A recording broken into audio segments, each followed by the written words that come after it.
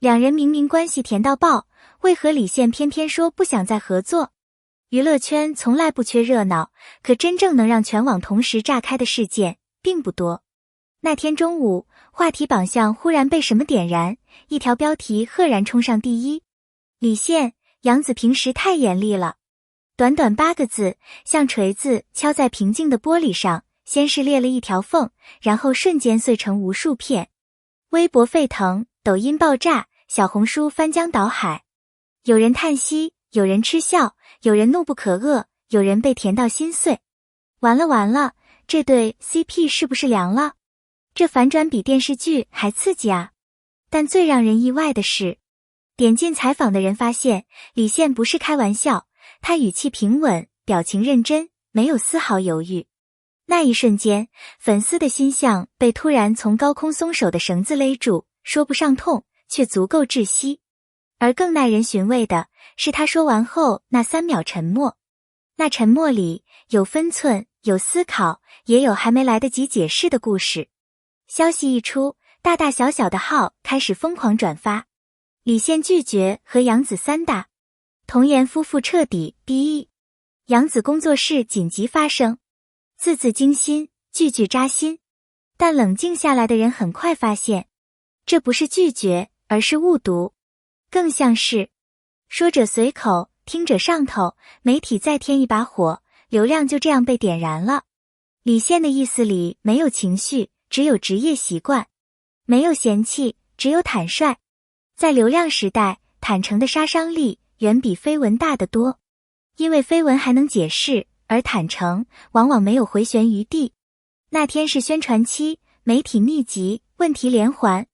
记者问得直接，会不会再和杨紫合作一次？李现想都没想就说，杨紫平时太严厉了。记者愣了，工作人员愣了，粉丝更是当场裂开。有人说他太直男，有人说他不会说话，也有人说他这是刀子嘴豆腐心。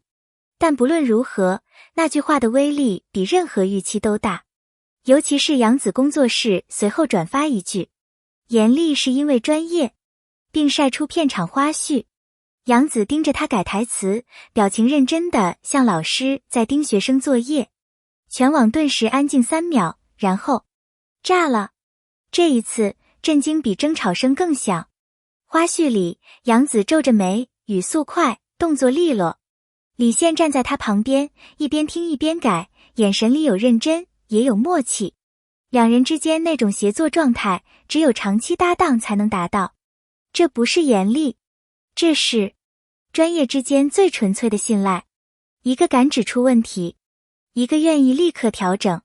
他们像是一对精准默契的双打选手，靠的是无间断的合作节奏。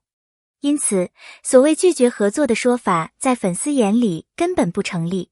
这不是闹掰，这是相爱相杀。他们比剧里还甜。花絮没有平息争议，反而像在火堆上又加了一桶油。有人重新翻出他的旧采访，他反复强调，我不想重复自己，我怕被固定。2019年爆红后，他完全可以继续走甜宠路线，拍10部差不多的角色，轻轻松松赚流量。但他偏不。于是我们看到了，他穿上制服出演中国机长，他在古装武侠里挑战剑王朝，他在奇幻电影里演赤狐书生。他的路线越来越宽，而不是越来越窄。他不是靠 CP 火起来的，他靠的是作品、角色和选择。这也解释了，当记者问是否第3次合作时，他会本能退后一步，不是退杨紫，是退回他害怕的重复。CP 粉为何不接受？因为他们才刚甜过。更扎心的来了，所谓拒绝合作上热搜的前几天，两人刚刚发过互动微博。李现说，好久不见呀，何为芳。杨紫回，好久不见呀，蒋长阳。甜得像在往空气里撒糖。这不是营业，这是熟人之间的温度，是只有老搭档才能拥有的默契。所以当热搜出现时， CP 粉不是难过，是震惊。你告诉我他们闹掰？你确定？这不是拒绝合作，这是把关系藏深了。观众喜欢 CP 再续前缘，但行业里的人都懂，三搭是一把双刃剑，火得快，但也容易被固定。一旦被贴上某某 CP 专业户的标签，未来的角色宽度会被大大压缩。太多演员被困在类型化里，有人永远是古偶小生，有人永远是甜宠教草，有人永远是单改人设。剧在变，人设不变，迟早有一天观众会厌。李现比谁都清楚，所以他选择了突破，而不是图省心。这不是凉薄，这是职业清醒。他曾说，我希望观众能忘记我是谁，这是很难做到的。要让观众忘记演员本人，就必须让角色足够多变。于是他不断换赛道，甜宠、悬疑、民国、历史、现实题材，每一个都是新的挑战。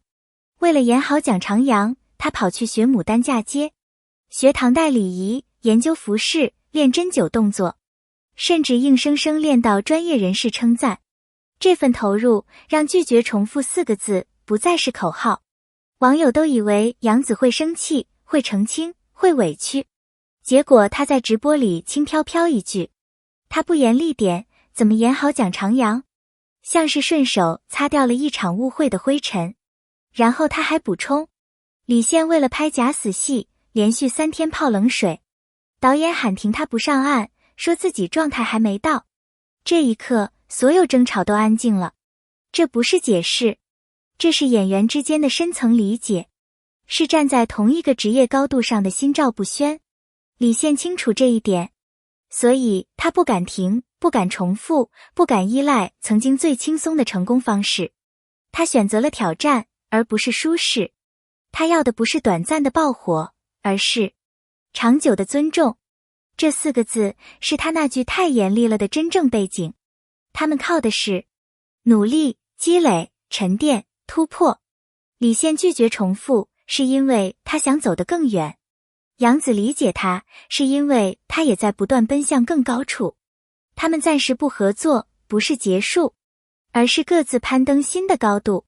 未来会不会三搭？或许会，或许不会，但那不再是最关键的答案。